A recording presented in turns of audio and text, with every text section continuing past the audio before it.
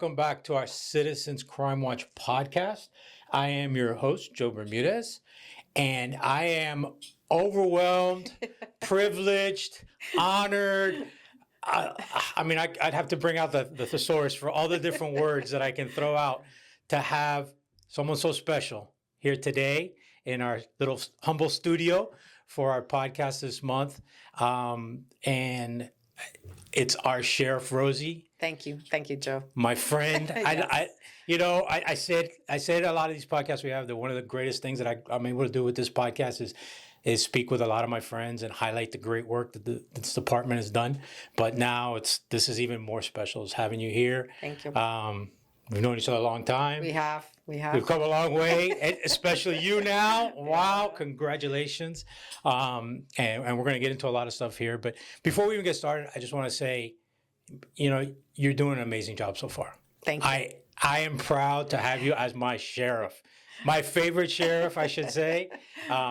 Before we became a sheriff's department, I had other favorite sheriffs, but now I say my favorite sheriff, Sheriff Yes. Rosie. Thank you. But you're doing an amazing job so far. You're Thank making us shine, making us look good. So We're trying really hard. Keep up the good work. And I know it's not an easy task, but I know that you're doing a lot of hard work and you're looking good so far. So, Thank you. But thank you. So I kind of gave you a little intro there, but I always like to give an opportunity for my guests to kind of introduce themselves and talk a little bit about them and let everybody here know where you came from, your humble beginnings on what used to be MDPD, Miami-Dade Police Department. But I know, every podcast I'm getting better and better. And I say deputy, I say sheriff's office. Yeah. I think the last one, I think I didn't do it at all. I didn't have to create, go back and it still correct happens myself. to me. I try very hard. I really It's do our make core. effort. That's where we were. It's a lot of years, right? Yes. So, but it's our new level. We've moved on. Yes. So now we're embracing. We're deputies. You're the sheriff. We're deputy sheriffs. Absolutely. So, very good. But introduce yourself. Excellent. So I started with back then MDPD in 1996. So currently I've been with the now office for 29 years. In February was 29 years. So always kind of knew I wanted to be in law enforcement. So that was, for me, my path. Went to college. I grew up in New York City. Manhattan first and then in Queens. And I graduated college in Poughkeepsie, New York, Marist College, which is now Marist University. Again, everything in life changes. That just happened like February of I'm getting used to. I graduated from Marist University. And I got a degree in criminal justice. That's what I knew I wanted to do, a Bachelor of Science. And back then, we were in a recession. Jobs were really hard to come by. My parents divorced when I was young, and my dad had relocated to South Florida when I was in high school. So I spent every summer in South Florida. We lived in Miami Beach. We lived in North Miami. So when warm weather, come down, hang out. It's a beautiful thing. Like, where am I going? I'm going to South Florida, and that's how I ended up in South Florida. And I'm blessed, I got on with Miami-Dade Police Department because of the fact that I knew that my goal was always to have a profession, right? I saw myself just working my entire time in law enforcement, and I wanted a department that had opportunities. So I went for the largest in the southeastern United States. Yeah. Exactly. Wow. I went to patrol. I worked in RID, robbery intervention detail. Eventually start getting promoted, sergeant, lieutenant. I worked in homicide for 5 years, economic crimes, internal affairs, personnel management bureau, which is human resources to the lay people. By the way, we've changed the name back to human resources. I'm still trying to catch up with all that stuff too. I know. Yeah, it's like, okay, I gotta go to personnel. No, wait, it's human resources. Oh, yeah. So. Well, because you go outside of our organization and no one knows what personnel management is. I mean, personnel management is probably what every supervisor does every day, manage their personnel. But human resources, where we provide our benefits to our employees, I think for me, I just want to keep it simple. And that's one of the coolest things, really, is that you've transitioned. You've gone to like what everybody else does. Because like for so many years, I was like, PCB. Everybody's like, what? Yes. Professional Compliance Bureau? What? Internal affairs. Oh, okay. Exactly. It's like people don't know. Exactly. We're always like that little redheaded stepchild out there. Nobody knew what we were doing. So. Well, that's a perfect example of one of the powers of the office of the sheriff, the ability to make those kind of changes. Wow. And why? Why does it matter that we change a name? It matters because when we communicate, outside of our agency, People know what we're talking about. people know what we're talking about. 100%. Very good. And that's one of the things that we've been able to do. Okay, so getting back to my professional path, as I came up in the department and I really got to the higher levels when I was a chief or assistant director, I had the opportunity to basically be assigned to every corner of the department. So when I made the decision to run for sheriff, I did so from a place where I felt very strongly I knew, how MDPD ran and some of the things that we could do better very quickly. And so that was part of my, reasoning. And one of the checks that I made as to why I would run for sheriff. I professionally was blessed. I had so many opportunities. I talked about the internal ones, but I also had the opportunity to attend the FBI National Academy. That's an awesome experience. It is an awesome experience. For me, it was a bucket list. I had heard about the program when I was probably a sergeant, and I thought, my God. And what it is, for those who don't know, it's a 3-month program where you go to Quantico and you live there and you go back to school.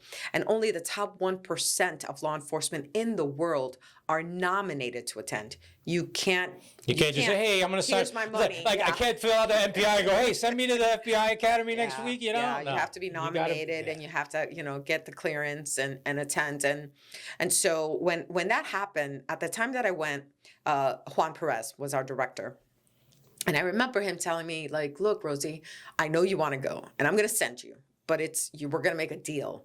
And the deal is when you come back, you have to be very active, because the whole point of it is not just what you're learning, right? Because what they're teaching is really the what's going on in law enforcement today, right? And how we can do things better, so that in return, you bring it back to your organization. That is their investment, right? The FBI's investment is that we're going to bring back these top leadership thought process and models back to our organizations and our communities, but also to create a relationship, right, with other law enforcement agencies, state, local, tribal, and obviously... Which is one of the most important things, is having that ability to communicate and have that connection, because crime doesn't happen in one place. Nope. Travels. Yep. And goes they have all around. No boundaries. Exactly. Yeah. So he said, you have to be active in the organization after, because unfortunately, we really had gotten a little busy and kind of had fallen by the wayside. And so I made that commitment to him that when I came back, I would become very active. And I did, and I have. And currently, I'm the president of the Florida chapter of the FBI National Academy. Congratulations. Thank you. But one of the things that did for me is this network of really smart people in law enforcement who have a lot of experience that I can pick up the phone and tap into. And I think that's important, because I don't think that we need to make the mistake to learn from it. I'm happy to learn from others' mistakes. True. I'm humble enough to know that I don't know everything, but I have a really good, contact list that I can reach out to and learn from. And that's awesome, because and we'll get into it later on. One of my questions is when it comes to crime prevention, but that's something we discussed in crime prevention when I teach. I said, is this networking? Because why have to reinvent the wheel? Why try to stumble I said, somebody out there has already tried to tackle this issue. Yeah. Reach out to them, say, how did you do it? Yep. Did it work? What were your successes? Yeah. What were your failures? Yeah. Learn from them. Take it and then bring it to you and implement it in your way. Exactly. And make the changes to affect your community, how it fits into your community. Because it may not be the same, 100%. like, something that's happening in the middle of Iowa, how you're going to do fight a specific crime. But there may be little aspects of it that you can bring to South Florida. Absolutely. Maybe in the Redlands, where we're dealing with agriculture out there. Yeah. But you can implement something they're doing out there, down here. And to have that networking is... that's one of the most important things. And you learn that with time. Yes. When you're working, when you're a rookie, you're like, I know it all. I'm going to fight crime in my own ways. And then when you get a little bit longer, you're like, you know what? There's people out there I need to talk to. Yeah. Mentors and stuff like that. Yeah. So, but that's awesome. So great. And we're, like I said, I guess we're lucky. We're lucky that you fought that battle, took that path. I enjoyed it. I have loved every single day of my time in law enforcement. I feel very blessed and honored to have gotten this far. Never had any, as if you would have asked me a simple, a year before I decided to run, if I would be running for sheriff, I would have solid. Wow. So, but that's what happens. But we're lucky you did. I'm going to say that. I'm going to put that out there. We're lucky you did. So and we're lucky you chose Miami-Dade Police Department at Yeah. the time. So because I was the same way when I made that path to go, I said, you know what, I'm going for the county because the opportunities and talking to people that they had, and I was lucky in my career to be able to do a lot of different things. Yes. Until I found my niche that I Right. found that I love. Yeah. I go, this is the way I want to stay, Yes. the path I want. But I was able to do road, Yeah. bikes. Yes, I rode a bike when I was a lot skinnier. Okay, I rode bikes, Yeah. investigations, Yes. sexual, Yeah. sexual crisis. So you got to go to a bunch of different things, travels. Yeah. The opportunities that this department has offered, were invaluable to me. So Yeah. I'm very thankful for it for my years there. So, so the next thing I wanted to get into, and you kind of touched upon a little bit, was a lot of people really don't know what are the little main differences when we talk about between why we were MDPD, we were police department, and why now we're a sheriff's office, other than we were the last stronghold in the state. But what are the what's like the benefit of it? Because there are benefits to There's being a a lot of sheriff's benefits. office and not being a police department. 100%. So I like to give the example of so MDPD, the police department, was a office, let's just call it, for now, an office, or department, better said, department, because people know water department, people know public works or the parks department. We were a department. And like the director was a department director, like Correct. wasn't like a sheriff. Correct. And we were under multiple layers of county bureaucracy, right? Right. And I don't mean bureaucracy, obviously we know like a positive term or negative. I literally mean it, the true sense of the word. Layers of government and how we function. But what that does is that it can cause, as many of us know, it can be very difficult to affect change. It can be very difficult to get things approved. And in law enforcement, as you well know, we need to be able to be flexible very quickly. Right. So that is a huge difference. So as a department underneath county government, we had many layers of bureaucracy that we had to go to in order to achieve change. Understanding that change isn't moving one tree to another side of the park. Let's say if you're in Parks Division, right? You can make those decisions, but ultimately, God willing, nothing bad is going to happen to anyone making the decision as to when you're going to move one tree to one side or the other. But that's not the case in law enforcement. So what happened is when back in 1966, when we had a sheriff and he was unfortunately arrested and indicted for corruption, and that's the flip side, which is why I'm so strong on the corruption side. We'll talk about it. They went to this appointed directorship position, and it worked. I think it worked for many, many years. But as government got bigger and stronger, right, So did and the as bureaucracy. the population, so did the bureaucracy. Yes. And so what happens is we are feeling more and more and more the compression, right? The compression of being unable to be flexible with what we need to do when it comes to public safety. So that is the biggest difference. Now, how does that translate? Well, it translates as something as simple as, which we've already talked about, changing the name so that people on the outside understand who we are and what we do. Being more consistent with the sheriff's office throughout the entire state of Florida. So when one of my chiefs calls another chief in a sheriff's office, they're talking at the same level. They command the same, level of people or divisions. And why does that matter? Because again, relationships matter and being able to contact the right people in the right place. That's just a minor example. Now, on the bigger example is legislation, right? So when we were a department, if we wanted some change, we had to go through all the county levels in order to ask them to represent us in Tallahassee when it came to a change in law and how we can do our job. Right. I get to do that directly. You can fight for the little guy now. Oh yes, absolutely. Awesome. And these are the things that affect our community every day. And one of the things that I'm really excited about within our first legislation, we're able to address some of our concerns for major events. We were able to pass a law. Well, it's on the governor's desk, so I don't want to jinx myself, but it's looking good. Don't worry. Where basically, if you're at an event over 5,000 people, and this might sound familiar to people out there as they're listening to me, right? And you come to do bad stuff, you come to misbehave, cause mischief, cause criminal damage, or maybe rush a gate. Whoa. Yeah, I think I heard of that happening. Yes, you may have. Yes. Well, you're going to be charged with a felony. There you go. because that is a place where people's lives were in danger because of that behavior. And so now being able to have that additional tool in every one of my deputies' belts when they are protecting and serving is exactly what we needed. Definitely. That definitely will help. So, Yeah. But that's awesome. And I'm so happy now that you were able to do things like that. And I understand the bureaucracy it's crazy. And you can do a lot more now. You can do a lot. There's a lot more you can do with the office than you can with the positions you were before. And let's talk about that too. So, before we answered to layers and layers of other people that were the bosses, but that really have no understanding of public safety. That's just not their forte. That's not their strength. That's not their professional career, right? And so for a long time, there were people in those positions that said, well, you're law enforcement. You handle it the way you think. Okay, that worked for a while.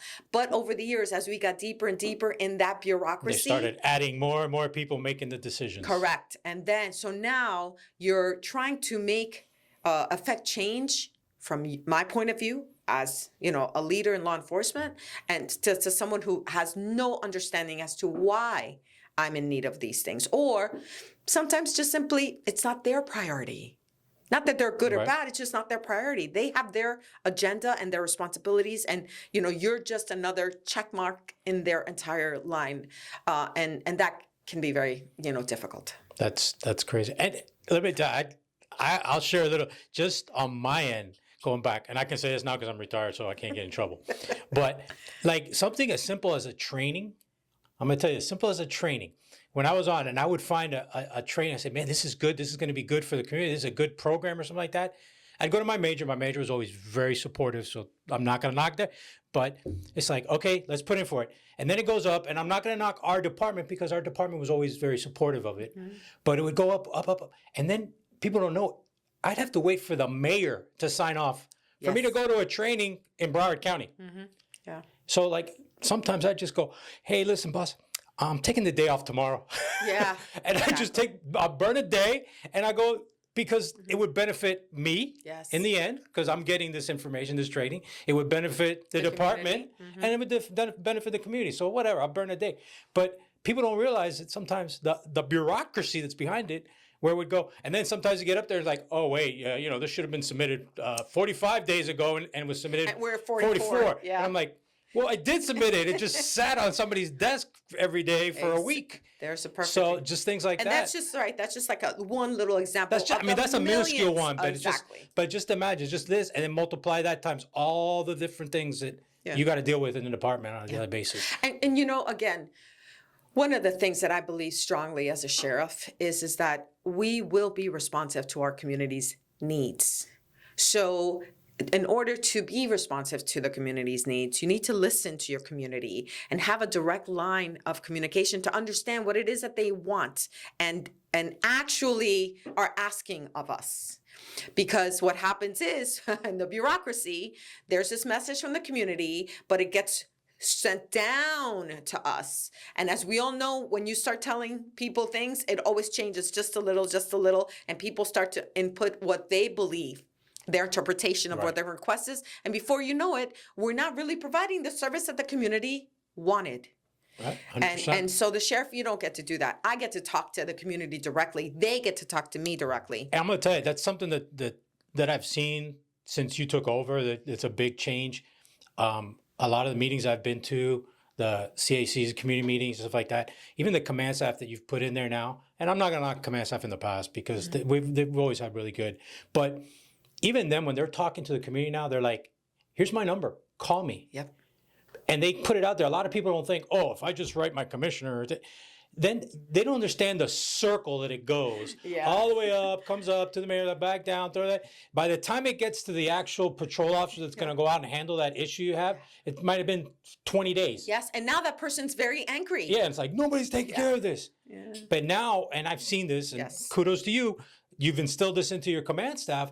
They're like, call me. Yep. Call me. And I've seen stuff in action where the community is actually saying, yeah, I called the district, Tuesday, and by Wednesday afternoon, somebody was already out there addressing the issue. Yeah. it works. It does. Because, our job in law enforcement obviously is to protect and serve, to keep the peace. But that happens through everyday service. Right? Right. So if somebody is complaining, for example, that there's an intersection that they see is a problem, there's going to be a bad accident here. Eventually, yeah, it's gonna Eventually, happen. please do something. Don't wait till the accident. Well, how wonderful is it that we don't wait until the accident, that we're able to take action, to hear what is being said to us, to get out there, to do an analysis, to call in the state and say, can you guys look at this? Maybe we can change the traffic pattern a little bit. That's not the, what people call on TV, the sexy side of law enforcement, right? But we do that 90% of the time in our service. Exactly. That's crime prevention, what we're here, what we do. It's what it's about. Yeah. And I always do it when I teach. I always tell people, I go, listen, I'd rather come talk to you for 2 hours to teach you how not to be a victim than have to be the officer that comes out and write a report because you were a victim of burglary or somebody was attacked, something happened like that. I'd rather talk to you till I'm blue in the face. Yeah. Because it's easier that way. And what are we doing? We're reducing crime. We're reducing victimization. Exactly. We're reducing, Exactly. Taking away vulnerabilities of people. So it's great. It's great that you're doing that and stuff like that. So, awesome. And I'm so happy. I'm so happy we're a sheriff's officer. Yes. Can I give you another example? Sure. Go ahead. Something that I heard from our community that was important to them, that I have made it a priority of mine, which is public corruption, and specifically through like the homeowners associations, frauds, and that's been big. It's been huge, and I think our community has felt, as much as they were complaining about it, they really weren't seeing any results. Not because we weren't doing the work necessarily, but I think because we weren't able to, communicate it as well. That's one of the things that I wanted to do. So one of the things that I immediately did very early on, probably about a month in, was we created a direct reporting page, or a direct landing page on the MDSO website. So MDSO.com, you can go there and click on concerns regarding HOA. So let's just say I'm a citizen and I think there's something going on with my homeowners association, that they're not doing things the way they're supposed to. Mm-hmm.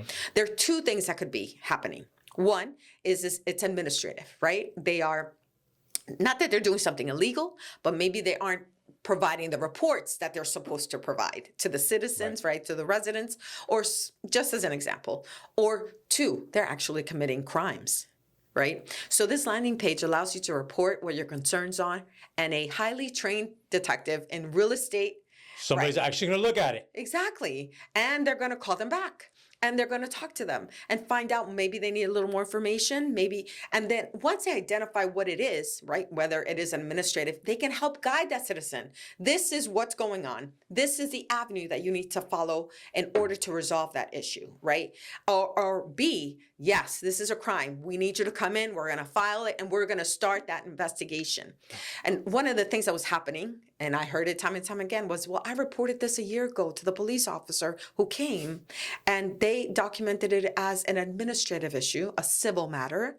The information, it's a civil matter. Correct. Go to the SAO. Not because the officer then, now deputy, didn't care, but just simply the level of expertise needed for these kinds of crimes is very, very high. Wow. Understanding. Everyone knows how many papers you sign when you buy something, right? So now imagine trying to find a crime in all of that.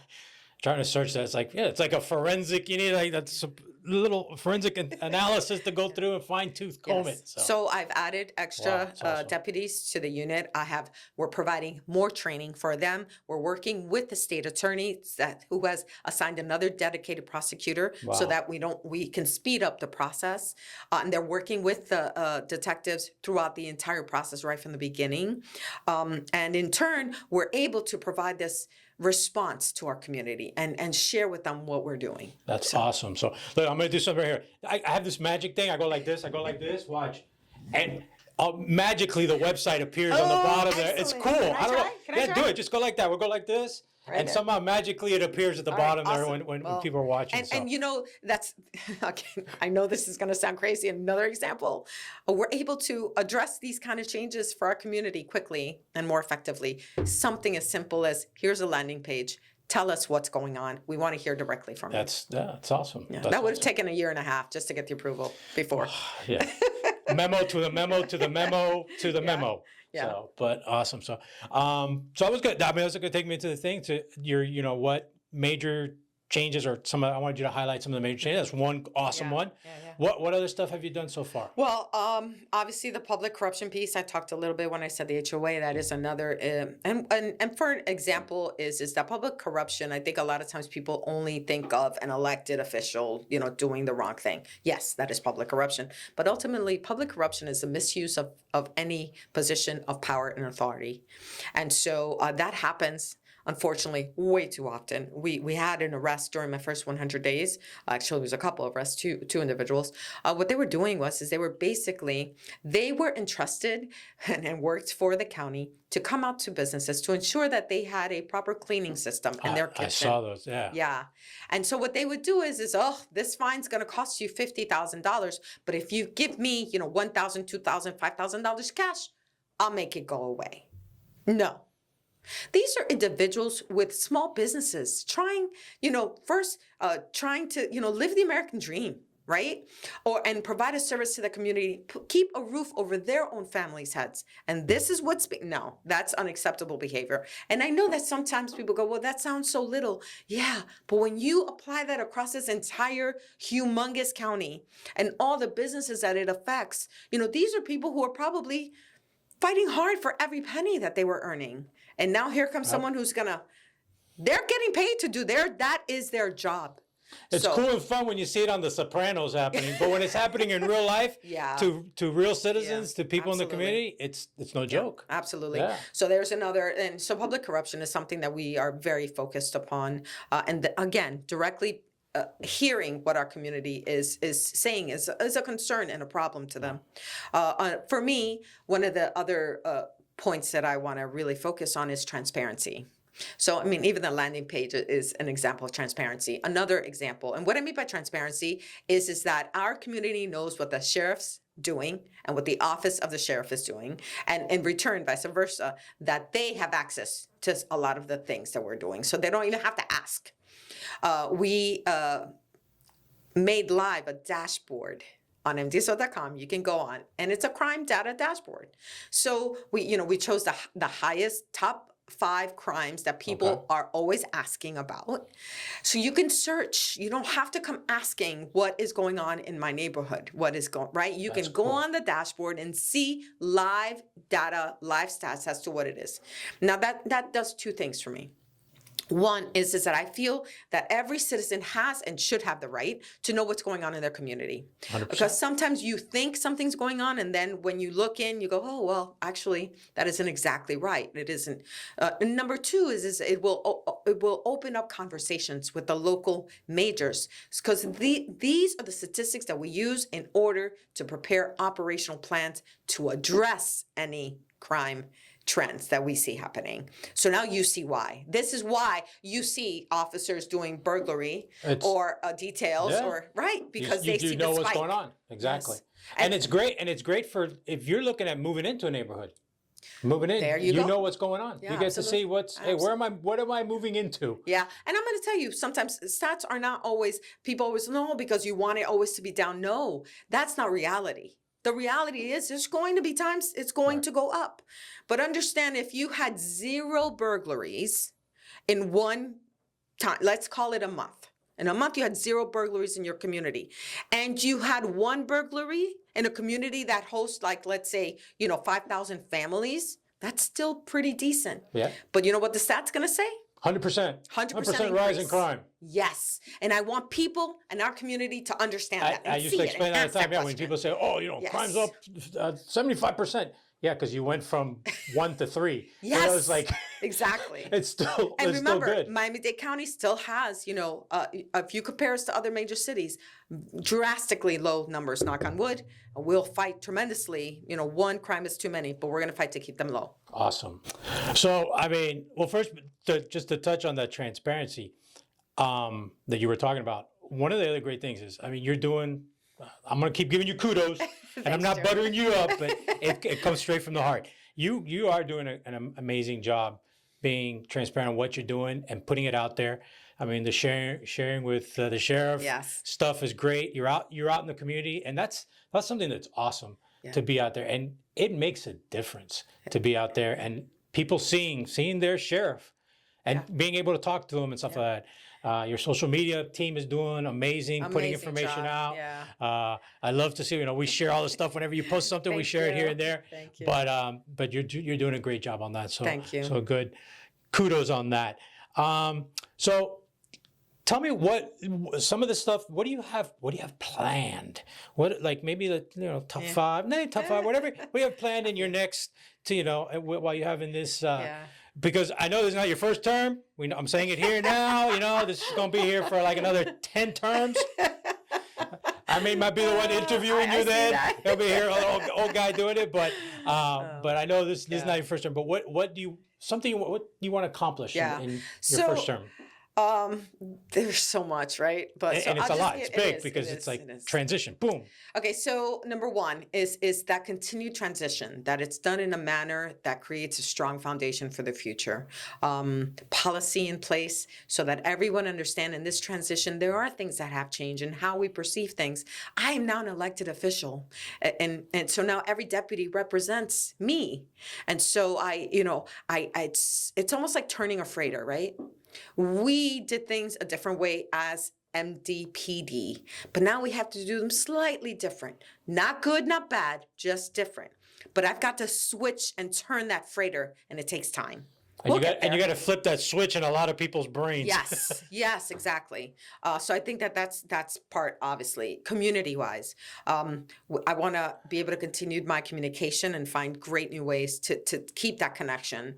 But there's stuff that we need to do to serve this community better, and those are longer-term plans, right? So Eureka Station is a station that has been approved for several years now to build out in the South End because we need more presence in the South end of this county. That's been like forever. It has been forever. It's been forever. It's like, remember, I still drive by the hey, there's the lot. I guess they haven't built anything yet. Oh, there's the lot. They haven't been able to. Yeah, that's my point. So. I'm going to be working very hard. And obviously, for me to do that, I have to work with our local county government. Because people always say that, well, how do you work with them? I go, well, they have their job to do, and I have mine. My job is to stand up and ensure that we have what we need to provide public safety in this community. And I'm more than happy to do that. No, that's great, because the growth in South Dade is crazy. And it is going nowhere. It's only going to get bigger. It's getting bigger. I was out way in west in the Redlands yesterday, and I'm like, man, I remember it's like community after community after community. And Used you're to like, be just fields and fields. And like they have hundreds and hundreds of houses out there. It's crazy. And there's another example is that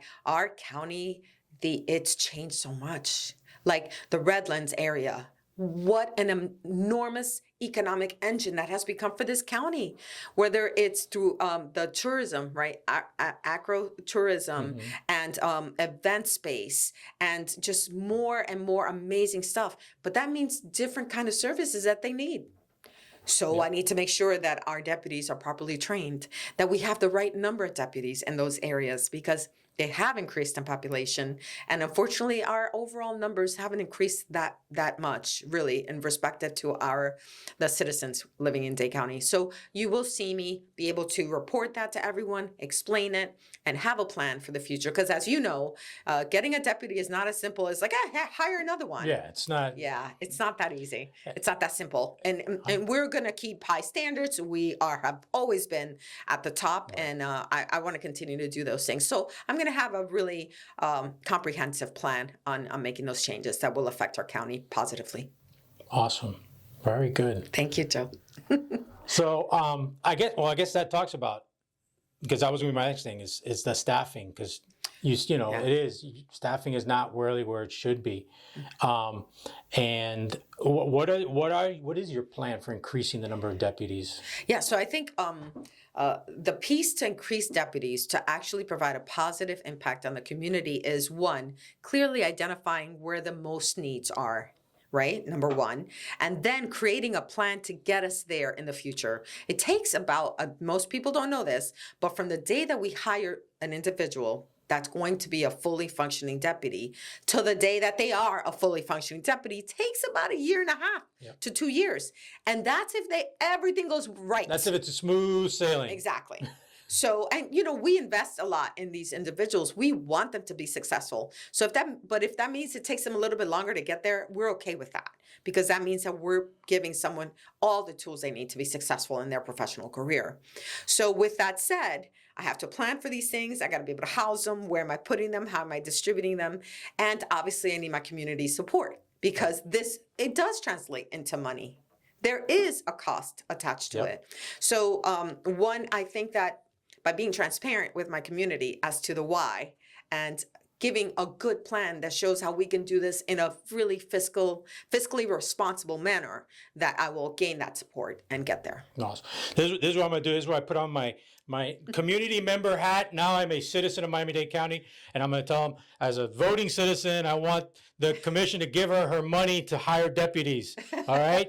Do this. I am voting. I am a voter. I want you to give her money. Yeah. Okay? I'm going to take that hat off back, put it on and stuff. Thank you. No, definitely. But you know what? Because it's funny. I know you brought up in one of the sharing with sharing with the sheriff.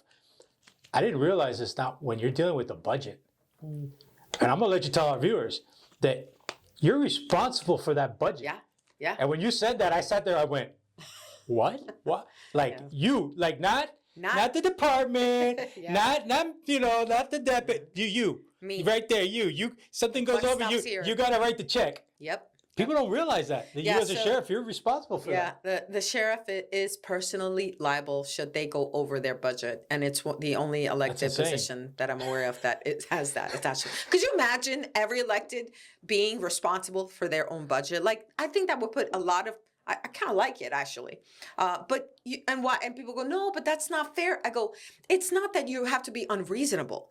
If, for God forbid, there were a natural disaster that affected South-Dade and it was not accounted for and I needed more funds, I can go to my county commission and say, guys, I'm in need for A, B, C, and D. And everyone knows that and understands, and we can make those amendments. The issue is that as sheriff, you have a lot of power, and therefore you shouldn't be irresponsible with people's money. I mean, we had a sheriff that was arrested. Right? For corruption and fraud, and God knows what else that wasn't found out back then. Back in the day, a lot of that stuff probably went under the and so the rug. I think we have to hold ourselves accountable. No, definitely. But that would put me like, that still gives me shiver. Imagine going home and telling your husband, hey, listen, we can't go on vacation this summer. I got to write a check to the county for $30,000 because I'm over budget. It is a fine. I will say this. It's not the actual dollar amount. It's a fine. So I don't want to pay the fine anyway. Don't pay the fine. I'm sure the fine is a hefty fine too, but oh my God. So what are your views? You touched on it a little bit, but I wanted to get your views on training. How important is it training to your deputies? Not just training them from the start, but new things out there. Yeah. Actually, I just read an article this weekend that the Miami-Dade College, I don't know if you saw it, that they're starting to use AI to train their recruits through the academy. So where are you with training? How do you feel about it? I am a huge supporter of training. That's how I was. I am a believer in life. I'm a lifelong learner. I've said it all many, many times. You've heard me say it, and I will absolutely support that in my deputies. Why? Life changes, and our profession has evolved. All you have to do is look at, our career just 10 years ago, 15 years ago, to see how different, how far we've come. Criminals change their behavior. How do we keep up with the criminals if we don't train our deputies to be able to identify and find these crimes? Right. A perfect example was what I just talked about in the HOA and the fraud side. Right. Absolutely. So we're seeing a shift in crime. So for me, you have to support your deputies. You have to give them the tools to be the very best that they can be, and they in turn will provide the best service to our community. You mentioned earlier how you found your niche in your career, right? That also happens through training, because you expose yourself to things that you might not even have known that were interesting to you. You take a class and you're like, wow, this is interesting. And then you take the next class. And then before you know it, you're the resident expert, and you're able to provide a unique and powerful service, because when there's passion involved in what you do, it is a powerful service. It is. I wholly agree with that. Yeah. So, and I agree with what you said is I'm very big. I tell people you're never too old, or you never know too much to learn. Absolutely. Okay. I teach for the state. As a matter of fact, I was teaching last week at a class, and somebody said something. I'm like, wow, I didn't know. So I'm like, I wrote it down. I'm like, I got to go back and research this, because it's like, you're always you should always be open to learning something. Absolutely. You should always be open to training classes and new things. And challenging yourself. I think, sometimes a lot of times people feel like, well, I feel kind of stagnant in my job or in my assignment, right? I don't feel challenged anymore. And unfortunately, there's this thin line between being comfortable in what you're doing and being stagnant in what you're doing. You can be comfortable and happy and still enjoying that. That's great. But the moment that you're not putting forth your best in that, it is when you're not going to do the best job. And vice versa. It isn't good for you. It isn't good for your emotional well-being. And that's when a lot of things slip through the cracks too, as well. So. And we are so blessed to be in the office of the sheriff with so many opportunities. Like you can do so many different jobs, and that's one of the benefits, I think, of working for the office of the sheriff. And with training too, I know you're encompassing which is one of your pillars too, is mental health, right? You've brought a lot of mental health training into. Yes, we have. Into the department. Just in the past few months, we've been able to introduce several new outside training courses so that our deputies so we provide a lot internally, right, to support and training, but we recognize that there are so many other really amazing training on the outside. And so we're starting to bring those in. Boulder Crest is one of the training programs that we are now expanded and offering to our deputies. And they've been working in this community with other law enforcement for several years now. We are also finding great new technology that helps whatever can help our deputies to be better, whether it's to deal with trauma or some kind of a post-traumatic stress symptom that they're feeling. A lot of people, I think, as much as everyone knows what PTSD is, you also have to recognize that there are just times in our life where we're suffering from this. It doesn't necessarily mean it's always that you're going to suffer, but by having the tools to help you get through that tough time, it will help you to heal, to be able to have the skills to be able to move on from it. And so for me, it is such an important key piece. Mental wellness for my deputies in every way that I can offer to them, whether it's psychological support services, a trained counselor to help them talk it through, whether it's training so they can accept skills to help themselves, whether it's spiritual guidance with our chaplain program. Wow. Right? These are all ways that we can help support different ways, tactics. But they're all good. We even have scientific methods. We're working, and I wish I could remember the acronym, but basically it's brain waves testing. Scientifically, it's a treatment that you can get, came out from the military, but that has helped a lot of individuals with more severe cases of anxiety. So yeah, I'm open to it all. This job doesn't give you any anxiety. There's no stress at all. We're all right. There's 30 years and I'm fine. Yeah. And then let's talk about the flip side, which is, the mental health crisis in this community and in the country, really. Not just on our end, external. But now dealing with it on the external. So, we've had the crisis response unit now for a couple of years. And one of the things that I've done is try to expand that to be able to, and what it is, let me double back. Crisis response unit is a special, highly trained unit. It's a co-responder model. We have a law enforcement deputy responding to calls for crisis that involve mental concerns with a counselor, a certified counselor. So the deputy is able to handle the crisis in the moment and the safety piece, right? But we immediately insert someone that has the ability to support the individual and their family. And they create a case on this individual. They're able to follow it up. And what that does is it reduces the amount of times that we're going out to these calls because the person is getting the support that they actually needed from the beginning. And that's our end. But, I'm hopeful that we continued as a community, right, in general, to support these type of programs that help people. And let me tell you, that's a great approach because it's awesome that you're bringing both in like that. Yeah. Because, we're not going to get crazy here, but there were places that were like, okay, let's remove the deputy and send in the mental health professional. Yeah. You're sending them into the line of fire. Correct. But at least here, you're bringing both in. Yes. We're providing assistance. Yes. And safety. Correct. Which Right. It's excellent. That's amazing. Absolutely. That's an And amazing we're way going to continue to do it. to really expand on that program and really, I hope to make it a model, really. I think it's amazing. Very good. Awesome. So let's pivot a little bit here to, so, CCW here, Citizens Crime Watch, we're a crime prevention program. And you know me, from all my years, I'm a crime prevention junkie. So everything. What are your thoughts on crime prevention, community policing? I know you've touched on a few here or there, but like, do you have any plans or any other programs that you're steering towards maybe to increase it and stuff? Because I think it is a valuable. It is 100% a valuable tool. And, a lot of times, you have to consider in law enforcement, especially at my level, I have to look and ask myself, why? Why have we been successful as a community to have overall numbers lower than the rest of a city of our size? Why does that happen? And I don't think it's one thing. I think it's a combination. And crime prevention organizations such as yourselves, the one you represent, and many others that work with law enforcement every day is number one. Number two is that you get it right from the citizens what they need, and then you're able to come to me and say, Sheriff, we're seeing. Remember when we had the issues with the catalytic converters being stolen, right? Yes. So what happens, and just to break it down for people, what happened in the beginning was simply in one district, I got 4 reports of a catalytic converter stolen, and then another district, 8, and then another one, 2, and somebody finally started to go, wait a minute. What is going on here, right? Why are these catalytic converters disappearing? Exactly. So then that's when you have to start to go, okay, wait a minute, there's something bigger going on. You identify the problem.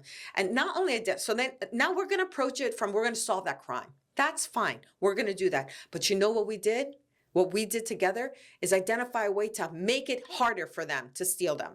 And so we started to find ways that we could identify and mark them. And as a citizen, I can say, listen, I'm going to take this proactive approach to marking my catalytic converter so that they don't want mine. Right. Because they know it's not going to do them any good.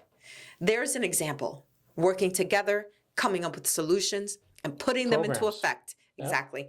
And so can I tell you that I have this model, that model? I have so many, sometimes I worry, but I think ultimately whatever works in our community to make it better for everyone living in this county is where I'm going to pay attention. Awesome.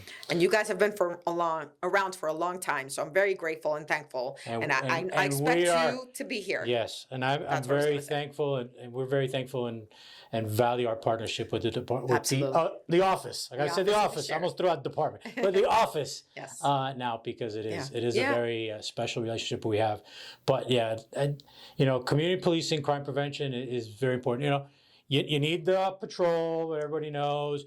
You need the detectives to follow up on the crimes. Oh, youth programs. Yeah, you need the ninjas to jump out when stuff goes bad. But you need the community policing officer. Absolutely. You need the guy that goes out there and talks to the community and finds out what's going on. Yeah. And youth programs, you said too. Yeah, I want to definitely increase our youth interaction with youth. Yep. We've got a few things in the works, so I'll be looking forward to sharing when that's ready to share. Yeah. We're here. You can come back and share with us. Awesome. We're here. We're always here to do that. So thank you. Awesome. Anything else you want to share with our viewers? I know we've rambled on forever, and I love talking with you, and we could probably talk for like 2 hours, but I know you're a busy person. I know you got a schedule. Yes. But anything else that you want to share? I'm very grateful to the community for the trust that they have placed in me, and my commitment is 100% to this community and making sure that we're safe and doing the very best job that I can.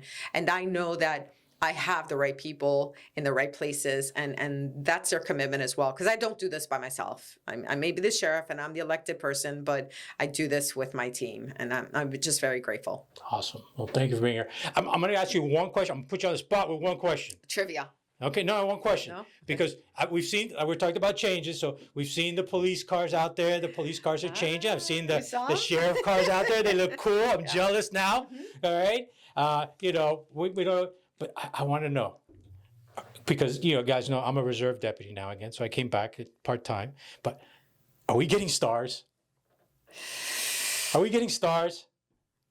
You're getting a star. Yeah! I will show you mine here when I get it. So Yes, awesome. absolutely. Awesome. Thank you, Joe. I know, Appreciate you. I know that that was a question. Everybody's like, "Are we getting stars? Stars is so cool. It's so cool. We want We're stars." getting stars. Awesome. Yeah. There you go. You heard it here first, folks. I broke it. Breaking news. I did it. I got it. So no, but thanks for sharing that. That's awesome. Thank you. But thank you for being here. Thank you for sharing the time. I'm gonna thank you for your friendship over the years, your guidance. Sometimes you I went to yell at something. "Oh, I got to talk to you about something." When we work together. Yeah. But I'm always here for anything you need. Our organization's always here. Anything you need, you're always welcome to come back and sit with us and share anything new, anything you want to bounce off to the community here. So we're always here for you. But I appreciate you. And again, you're doing a fantastic job. Keep it up. 10 terms. Oh my gosh. What is it, 4 years, 40? Yeah, we can do it. You can do it. 40 years. Yeah, drop in a bucket. That's terrible math. There you Don't go. anyone quiz me on my math. That was horrible. Okay. So, thank you. Thanks for being here. Thank you. All right, guys. Thank you for sharing, for being here with us. Thank you for watching. And we will see you all guys next month. And remember, crime prevention starts with you.